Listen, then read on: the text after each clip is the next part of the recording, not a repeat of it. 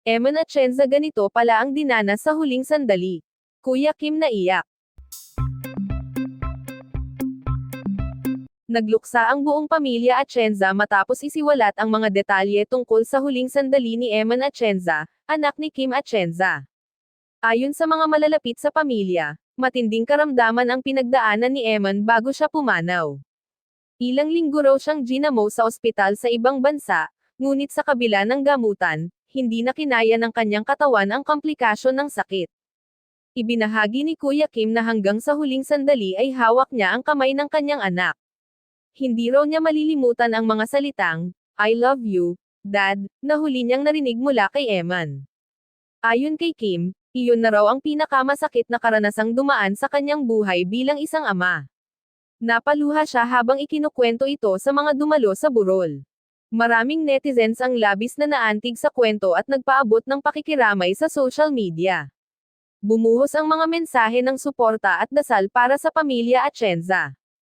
Ayon sa ilan, hindi matatawaran ang pagmamahalan ng mag-ama at ang katapangan ni Kuya Kim sa pagharap sa ganitong mabigat na pagsubok. Sa huling gabi ng Lemay, hindi mapigilan ni Kuya Kim ang mapahagulgol habang pinapanood ang tribute video para kay Eman.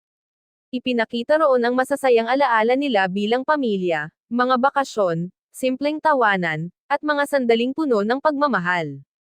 Maraming dumalo ang napaiyak habang pinapanood ito. Ayon kay Kim, kahit wala na si Eman, mananatiling buhay sa kanyang puso ang mga alaala ng anak. Nangako siyang ipagpapatuloy ang mga adbokasiyang sinimulan ni Eman at magiging inspirasyon ang buhay nito sa marami. Sa huli, sinabi niyang, ang pag-ibig ng isang ama ay walang hanggan. Hanggang sa muli, anak.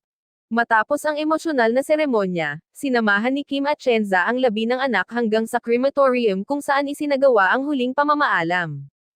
Tahimik ang buong lugar habang pinapatugtog ang paboritong kanta ni Eman, na ayon kay Kim ay madalas nilang sabay na pinapakinggan noong bata pa ito. Hindi napigilan ng host ang muling pagluha habang inaalala ang mga panahong magkasama pa sila sa kanilang mga bonding moments bilang mag-ama.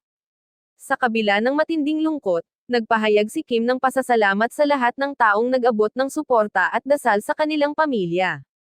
Ayon sa kanya, malaki ang naitulong ng mga ito upang maibsan ang bigat ng kanilang dinaranas.